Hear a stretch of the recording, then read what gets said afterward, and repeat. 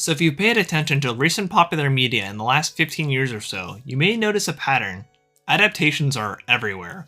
From adapting classic comic book characters to the big screen, to adapting fantasy book characters to the big screen, to adapting children's book characters to the big screen. Okay, there's more than just books that get adapted. But these are often the most prominent ones.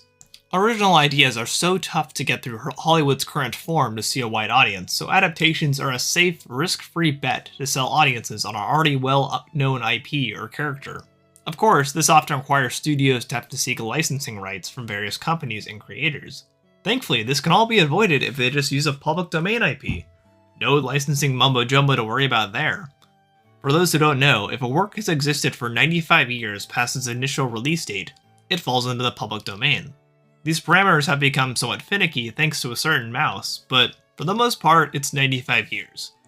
This is, in fact, why Mickey Mouse is public domain by the end of this year, ironically enough. With public domain IPs, companies essentially have to pay no licensing fees when it comes to doing adaptations and have free reign to every aspect of these works. This also allows smaller creative forces to use these characters and works how they want to.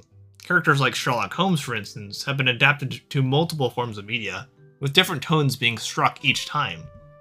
In recent memory, a trend has started popping up concerning darker public domain adaptations. This can range from a variety of angles, such as creating a horror-filled experience, or at least trying to, but failing, with Winnie the Pooh, Blood and Honey, which released earlier this year. Or perhaps creating an expansive world for a blockbuster video game release utilizing only public domain properties. Either way, this approach can totally pay off, but it can also massively fail. Today, I want to show a few notable examples of when this works, and when it definitely doesn't. Let's start with the aforementioned Winnie the Pooh, Blood and Honey, which, as you can probably guess, doesn't work. The biggest issue here is that it's not doing anything interesting, or even trying to say something more by utilizing these classic book characters. The movie is essentially just Winnie the Pooh, but horror, which, to me, is not interesting or thoughtful enough to hold my attention. I do think this kind of idea can be done well, perhaps utilizing Winnie the Pooh and friends in a horror-type setting where they're actually delusions of Christopher Robin and haunting him, with commentary focusing on removal from childhood and mental health. That would be much more interesting to me, but this movie doesn't give enough thought to the concept to come up with something like that. The execution simply is not there to make anything that interesting. To give another example of something that has a similar approach but I think pulls this off much better, and is way more interesting with its themes, I like to bring attention to the American McGee's Alice series of video games. These games are honestly some of my favorites with how they approach storytelling and psychological horror, but also touch on very real mental health related themes, all while utilizing the works of Lewis Carroll. For those who don't know, the Alice games were made by EA, with the first game releasing in the year 2000 under the name American McGee's Alice, and the second called Alice Madness Returns, launching in 2011. As you can likely guess, these games are based upon the Alice in Wonderland and Alice Through the Looking Glass, the classic novels written by Lewis Carroll, which are public domain works as well. The difference between these more horror-esque works using public domain properties and Winnie the Pooh, Blood and Honey doing the exact same thing is, of course, the quality of writing, but also the fact it's not far off from the original works, given the darker elements in both books that are absolutely touched on. Alice in Wonderland has been adapted by many different production companies, from Disney to Warner Brothers, but this is likely one of the most accurate and faithful adaptations out there. It also actually has something interesting to say about creating a false reality for yourself, and surrounding yourself with the wrong people to try and feel secure, among many other things. Absolutely worthwhile games if you have not played them. In more recent memory, creators have looked to fairy tales and folklore from various cultures to adapt in their own lens to create something new. Perhaps the first thing that would come to your mind here would be Disney, but in reality, the last movie they did this with was back in 2013 with Frozen. And, well, it became overhyped, it was everywhere. If anything, Disney now is just taking adaptations of fairy tales that they've done in the past, and adapting them twice, if you could even call it that, by redoing them in live action and recasting characters with actors they hope will bring in the widest audience possible, while ultimately creating a lesser version of the original. This is probably the lowest bar to nobody's surprise. Thankfully, these kinds of products appear to be failing for the most part now, and in fact, two of the biggest movies this year were gaming adaptations, with the Mario movie, the Five Nights at Freddy movie, both crushing records at the box office. This is a topic I want to tackle more in depth in another video. But while on the topic of gaming, a video game did release this year that I think skillfully tackles this sort of public domain adaptation very well. Lies of P.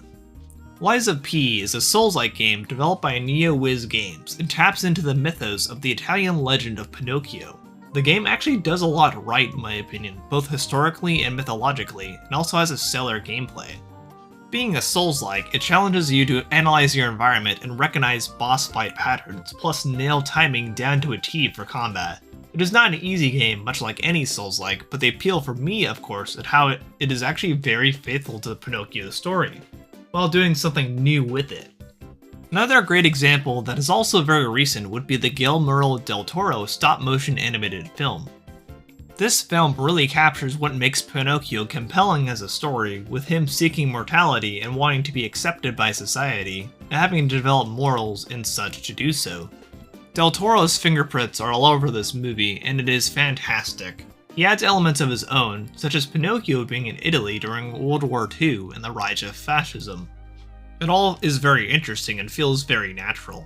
The fact that it's all stop motion too shows the dedication to the craft here, given how painstakingly time-consuming stop motion animation really is.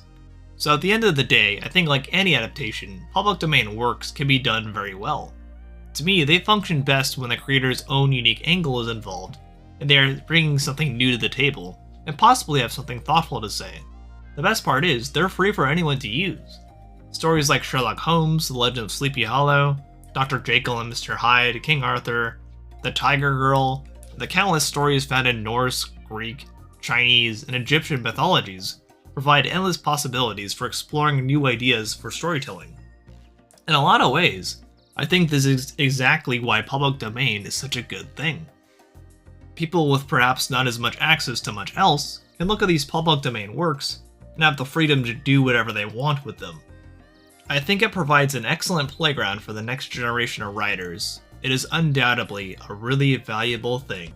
Hey, thanks for watching. If you liked this video, give it a like. If you didn't like it, give it a like anyway. This video took a bit longer than I wanted to come out, but I'm glad it's out now. I do think public domain works are a really good playground for new writers, so I hope you took something away from this video because of that.